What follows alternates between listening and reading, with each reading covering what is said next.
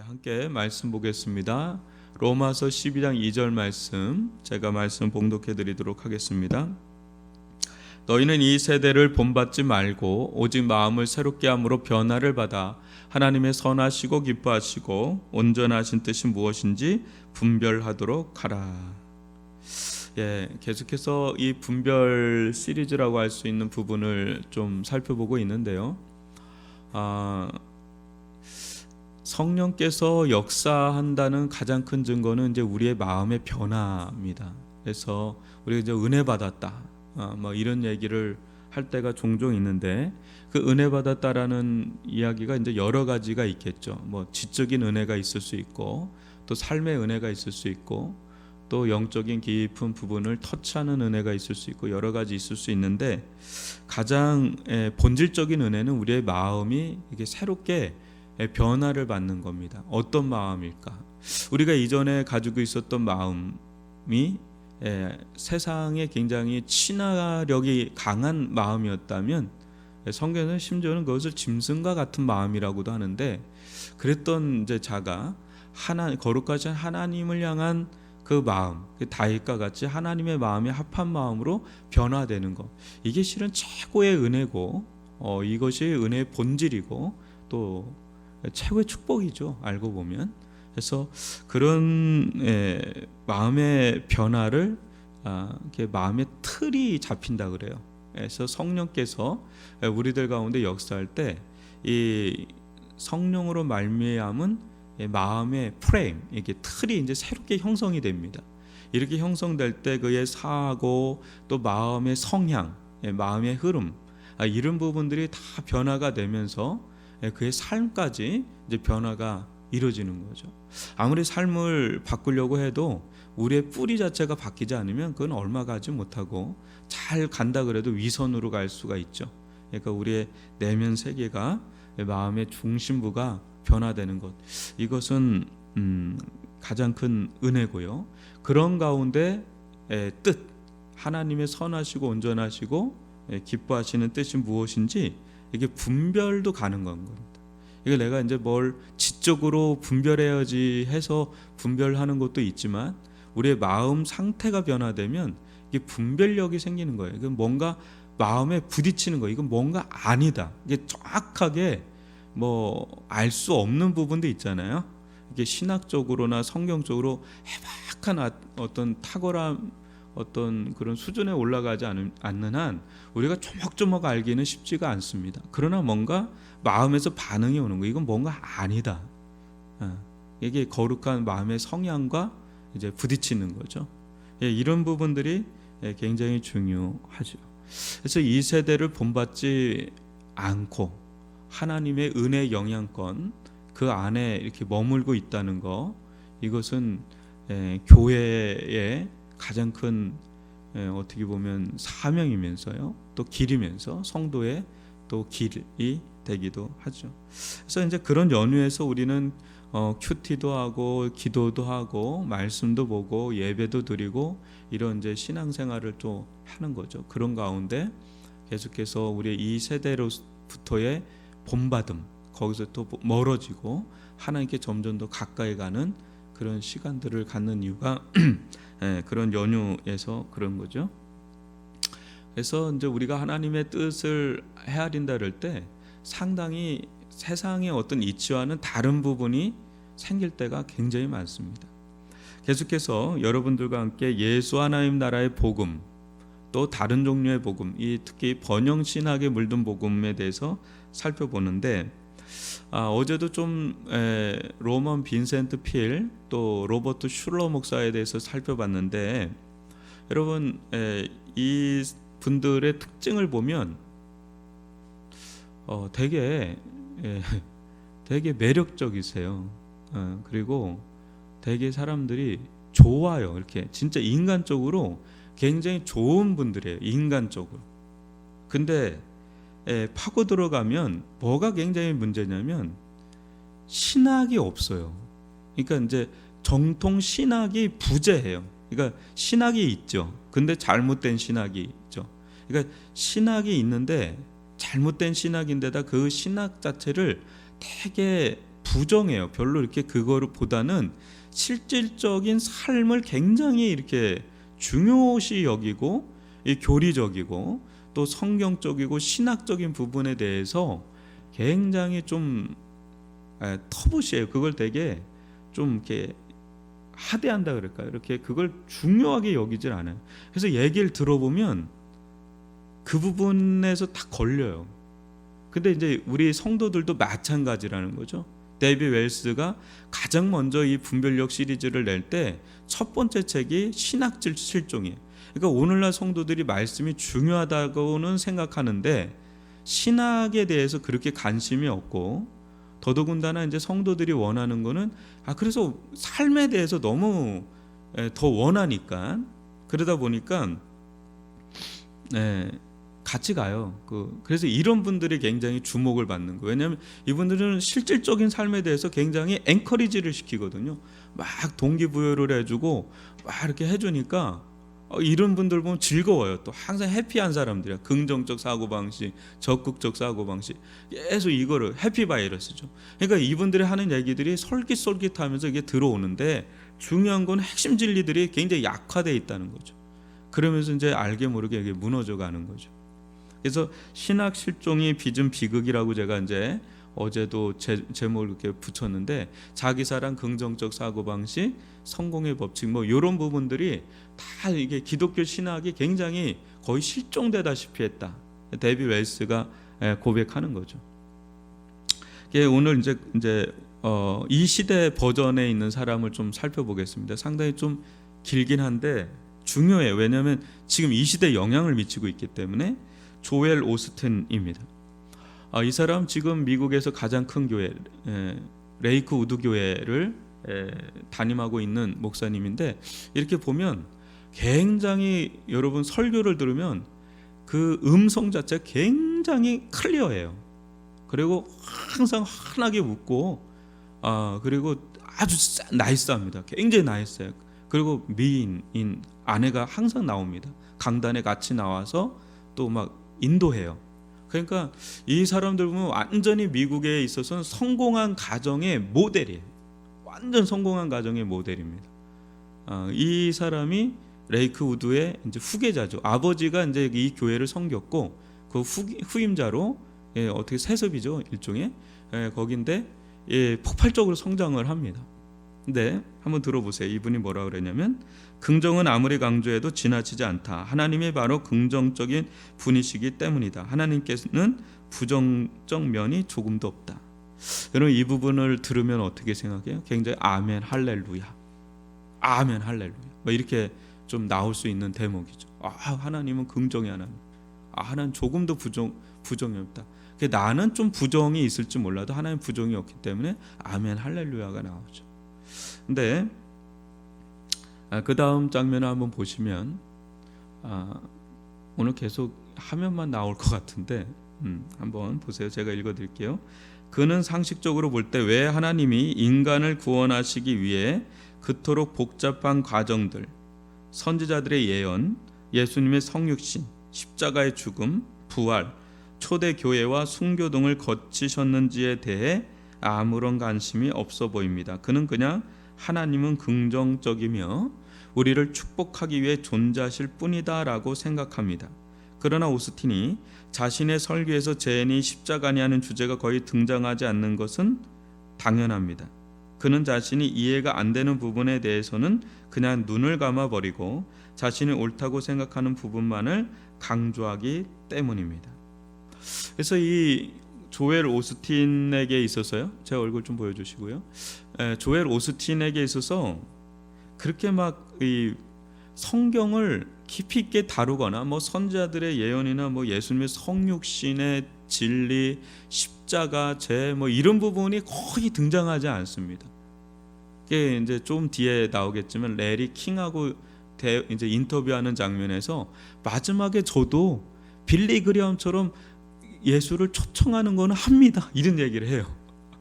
근데 그의 주된 설교가 어떻게 하면 지혜롭게 이 세상을 살 수 있지, 어떻게 하면 행복하게 살 수 있지, 어떻게 하면 긍정적으로 살 수 있지, 뭐 이런 거에 대한 어떤 일종의 강연 같다 그럴까요? 그런 것 쪽에 주의를 해요. 이렇게 성경은 좀 성경은 그냥 성경이 주가 아니라 인용 구절이 되는 거죠. 그래서 그는 그냥 하나님이 너무 좋은 거예요. 그냥 하나님은 긍정적이야. 하나님 좋으신 하나님. 여러분 축복하신다 이렇게 하는 그 정도에서 머물러 있어요. 그래서 이렇게 좀 뒤에 나오겠지만 이렇게 날카롭게 질문하면 계속 그걸 회피합니다. 그래서 굉장히 좀 문제가 그래서 있다는 건데, 제가 참고로 이분이 존 파이퍼 목사님하고도 대화도 하고, 왜냐면 워낙 가장 영향력이 미치니까요. 우리나라로 보면 누구라고 그럴까요? 요즘에 보면 우리나라 중심이 되는 목사님들은 이런 분은 아니에요. 이런 분은 아닌데 그 정도로 영향력이 있기 때문에 대담을 합니다. 미국은 또 그런 문화가 또 자유롭기 때문에. 근데 넌 당신 그리스도인이 아니다. 한마디로 그거예요. 존 파이퍼 목사의 하는 얘기가. 여기서 이제 이 사람이 이런 얘기를 합니다. 하나님이 우리를 얼마나 신뢰하시는지 조금이라도 안다면 우리는 결코 나약함에 굴복하지 않고 용기 있게 앞으로 나아갈 것이다. 존경하는 누군가가 우리를 신뢰한다는 사실을 알면 힘이 솟고 할 수 있다는 자신감이 생기기 마련이다. 그리고 난간을 딛고 일어나 그 사람의 기대에 부응할 것이다. 여러분, 이 설교거든요. 어떻게 생각하세요? 굉장히 맞잖아요. 그죠? 인간적으로 누가 나를 전폭적으로 신뢰를 해요. 그럼 자존감이 올라가죠. 그를 위해서 내가 나를 전폭적으로 신뢰하는 사람을 위해서 뭔들 좀 못하겠어요. 그죠? 막 그런 마음이 나오잖아요. 근데 하나님이 우리를 전적으로 신뢰한다. 이 부분을 그냥 넘어가 버리는 거예요. 이렇게 들으면 그래, 얼마나 이게 은혜가 돼요. 하나님이 나를 전적으로 신뢰한다. 하나님이 나를 전적으로 사랑한다. 하나님이 나를 전적으로 함께한다. 이 얘기만 들으면 그렇게 은혜가 될 수가 없어요. 근데 전적 신뢰라는 이 부분과 전적 타락이라는 교리와 여러분 어떤 부분이 있을까요? 이게 굉장히 중요하죠. 하나님께서 우리를 전적으로 신뢰한다. 신뢰라는 부분은 좀 다른 부분이에요. 그러니까 사랑하는 부분하고 신뢰한다는 부분은 다른 거예요. 신뢰는 우리가 하나님을 향한 표현이죠. 하나님을 신뢰하는 거지. 우리는 신뢰할 수 있는 대상이 아니에요. 우리는 미쁘지가 않아요. 우리는 미쁘지 않으나 하나님은 미쁘시사. 그러니까 하나님이 전적인 신뢰의 대상이지 우리가 전적인 신뢰의 대상이 아니잖아요. 그래서 여러분도 인간은 믿지 말라 그러잖아요. 여러분, 우리 스스로도 사람들을 안 믿는 사람들이 무슨 하나님 우리를 믿는다는 그런 쪽으로 얘기를 하겠어요. 그 부분은 굉장히 위험한 부분. 그러니까 이 사람의 사고 체계 안에 위험성이 이렇게 뿌리 내리고 있다라는 거예요. 근데 들으면 그럴싸하고 굉장히 은혜가 됩니다. 그러니까 아멘 할렐루야가 막 터져 나오는 거예요. 그래서 예레미야서 17장 9절 보십시오. 만물보다 거짓되고 심히 부패한 것은 마음이라. 그렇게 우리가 신뢰할 만한 대상이 아니에요. 나도 나를 신뢰할 수가 없잖아요. 그렇지 않나요? 나도 나를 신뢰할 수가 없잖아요. 네. 어느 때는 내가 너무 싫잖아요. 그죠? 근데 예수 안에서 우리를 받아주는 거지 우리 자체를 받아주시지 않죠. 예수 안에서 그 은혜로 우리를 받아주시는 거죠. 그래서 항상 중보자 되시는 예수가 항상 껴있는 거예요. 하나님과 우리 사이에. 그래서 로마서 3장 10절도 그래요. 기록된 바 의인은 없나니 하나도 없다. 그러니까 전적 타락이 여기서 나오는 겁니다. 전적 타락. 거기에 예수 그리스도의 공로, 예수 그리스도의 전적인 은혜가 들어와 있는 거죠. 그래서 우리가 하나님 앞에 받아짐을 받아짐을 받는 거죠. 이런 기본적인 이 기독교의 진리를 이 사람은 그냥 무시해 버리는 거예요. 그리고 사람들이 듣기에 좋은 설깃한 것들. 왜냐하면 이 시대 사람들을 이 사람은 정확하게 알고 있습니다. 이 시대의 사람들이 뭘 원하는지 이 세상의 사람들이 뭘 원하는지를 정확하게 알고 있는 사람이에요. 그러니까 그거를 로버트 슐러라든지 로만 빈센트 필이라든지 이런 사람들은 정확하게 그걸 알고 있어요. 그걸 캐치해서 그걸 탁탁 건드려주면서 하니까 열광한다니까요. 박수치고 막 막 그 박수 치고 와 열광을 합니다. 그것도 축구 경기장만 한데 이 레이크우드 교회가 얼마나 큰지 거기서 수만 명이 모여서 막 미국 교회는 어마어마하게 큽니다. 거기서 막 열광을 하니까 그걸로 그냥 막 압도돼 버리는 거죠. 조엘 오스틴과 레리 킹 부부가 조엘 오스틴 부부와 레리 킹 부부의 인터뷰가 이게 나오는데 한 2차에 걸쳐서 합니다. 첫 번째는 조엘 오스틴 혼자, 그 다음엔 조엘 오스틴의 빅토리아라고 그 아내까지 이제 해서 두 번에 걸쳐서 유명한 인터뷰죠. 오프라 윈프리 쇼하고 가장 유명한 이 레리 킹 이 분의 인터뷰 장면을 제가 좀 따왔어요. 여러분들 이렇게 좀 들으면서 한번 좀 들어보세요. 킹이 이런 질문합니다. 이 사람은 비신자입니다. 참고로. 그런데 굉장히 인터뷰를 준비한 겁니다. 기독교 입장에서 또 주변에서 조엘 오스틴에 대해서 뭐라고 얘기하는지 다 추려가지고 굉장히 좀 날카로운 질문들 하는데 굉장히 길어요. 근데 제가 거기서 좀 중심이 되는 것만 좀 따왔는데, 크리스찬으로 사는 것이 힘들지 않나요? 오스틴, 저는 전혀 힘들지 않다고 생각해요. 제게 있어서 크리스찬으로 사는 것은 아주 재미있습니다. 우리 가족은 기쁨과 행복뿐이에요. 크리스찬의 삶이 힘들게 사는 것이고 우리 가족 힘들게 사는 것이라고 우리 가족은 생각하지 않으려고 해요. 어떤 규칙들을 정해놓고 그것들을 지키면서 살려고 하지 않죠. 그냥 우리는 자신의 삶을 사는 거예요.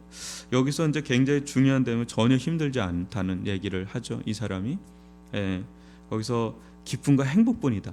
그러니까 중요한 주제가 계속 빠져 있어요. 긍정적 사고방식, 적극적 사고방식 안에 굉장히 중요한 주제가 뭐냐면 이 고난이라는 주제와 죄라는 부분이 계속 빠져 있어요. 심판과 하나님의 형벌 이런 부분들이 있죠.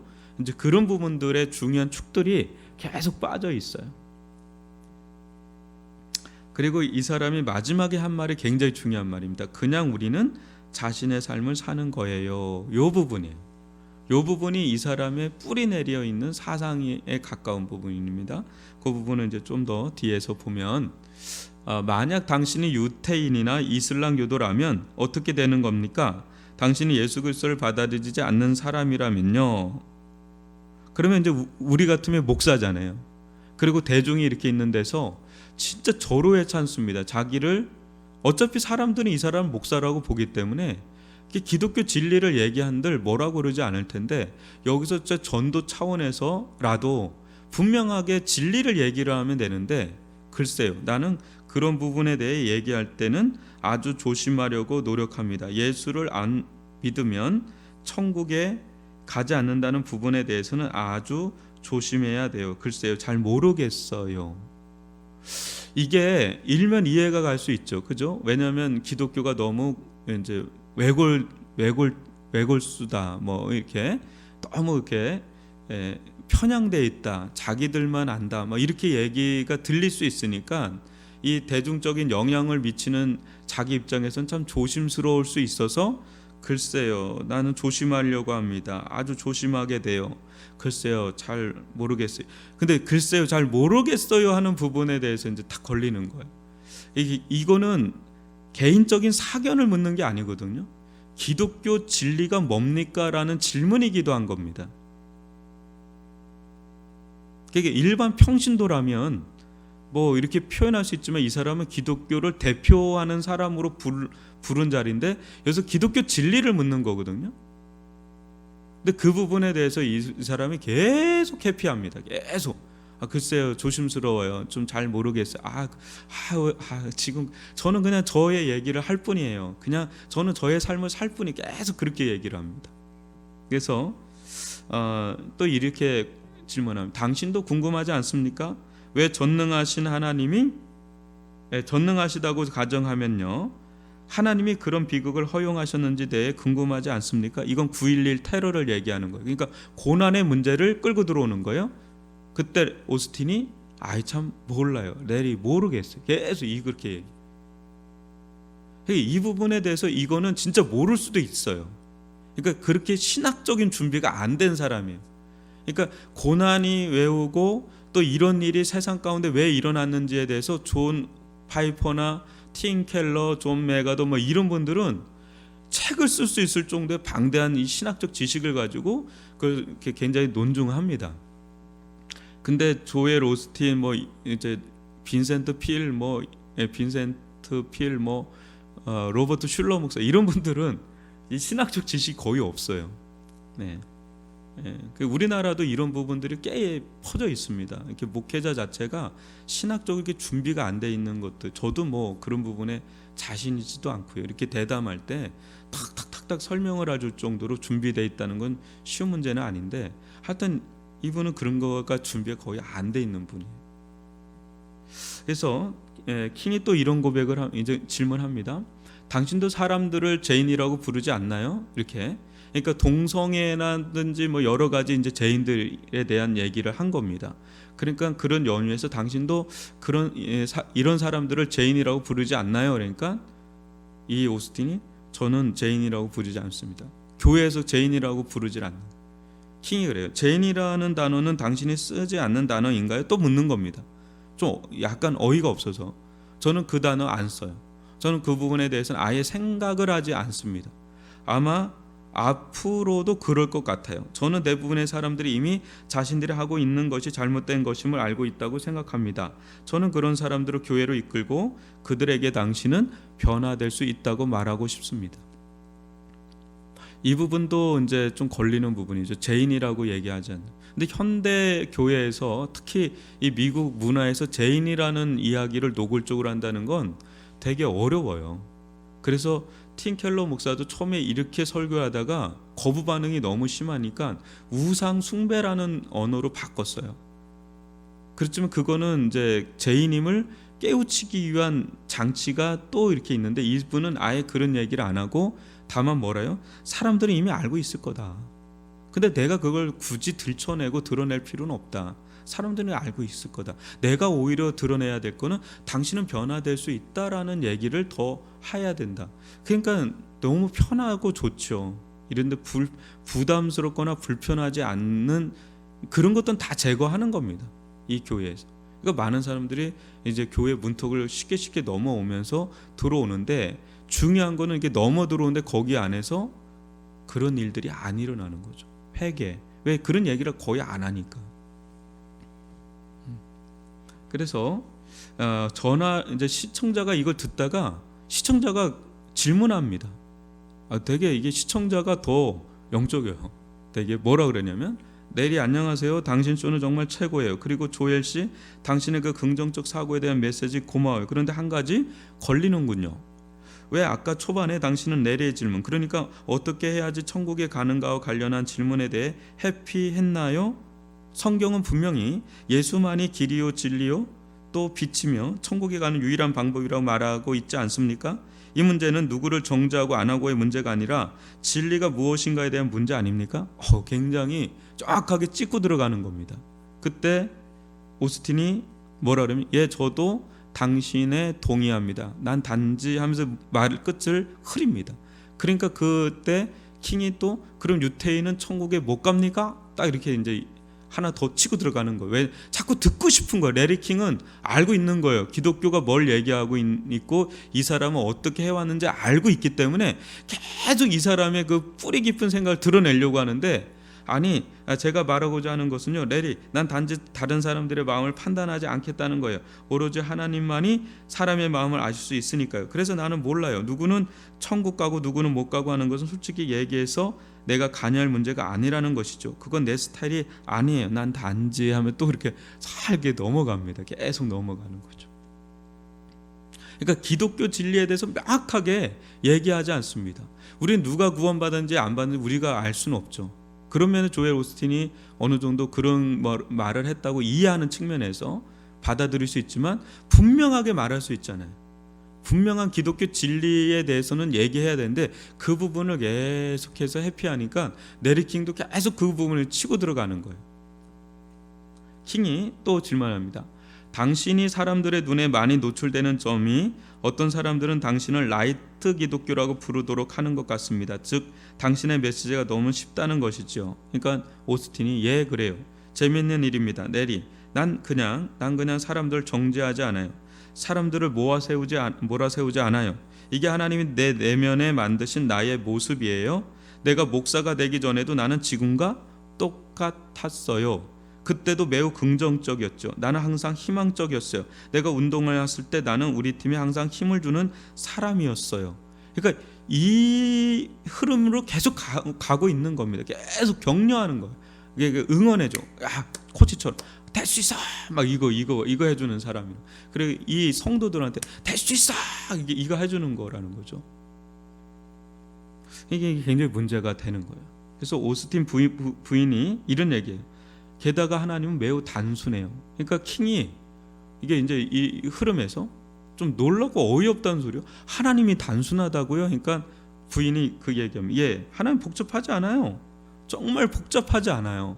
그분은 사람들을 매일의 삶에서 도와주세요. 하나님 그냥 우리 그냥 쉽게 우리한테 주세요. 난 그냥 사람들이 너무 복잡한 것들을 원하고 또 괜히 힘들게 하려고 하는 것 같아요. 그렇게 힘들 게 없는데 이렇게 얘기를 하는 겁니다. 그러니까 이게 이제 좀 뭔가 되게 언밸런스가 일어나는 거예요. 네리 킹은 비신자라 그랬잖아요. 뭔가 자기가 이제 준비한 자료나 여러 가지를 추렸을 거 아니에요, 기독교에 대해서. 근데 뭔가 자꾸 안 맞으니까 자꾸 질문하게 되는 겁니다. 근데 이제 조엘 오스틴이 아주 노골적인 설교가 이제 나옵니다. 뭐라 그러냐면 하나님은 인간을 위해 세상에서 일할 허가를 받아야만 합니다. 굉장히 충격적이죠. 당신이 바로 그 조정을 할 수 있습니다. 그 힘과 권한은 사람이 갖고 있습니다. 하나님은 더 이상 가지고 있지 않습니다. 우리가 말함으로 하나님은 우리를 축복할 수도 그렇지 않을 수도 있습니다. 즉 죽음과 삶은 당신의 혀에 달려 있습니다. 긍정적인 말을 하십시오. 감사의 말을 하십시오. 당신의 그 말에 달려 있습니다. 이렇게 얘기를 해요. 그러면 어때요? 환호성이 터져요. 박수 칩니다, 사람들이. 그래, 내가 긍정적인 사고를 하면 되는구나. 내가 이런 말을 하면 되는구나. 내가 이렇게 하면 되는구나. 그럼 하나님은 다 들어주시는 분이구나. 그래 하면서 열광하는데, 이건 되게 웃긴 거 아니에요? 어떻게 하나님이 우리에게 조정당할 수가 있고 우리의 허락을 받을 수 있어? 이게 묘하게 이게 꺾이는 거예요. 이렇게 묘하게 그게 은혜가 되는 거예요. 묘하게. 우리가 잘하면 되는구나. 내가 잘하면 되는구나. 그럼 내 삶은 바뀌어주고 하나님 나를 축복하시는. 그러니까 하나님이 중심이 아니라 하나님은 나를 도와주시는 분이에요.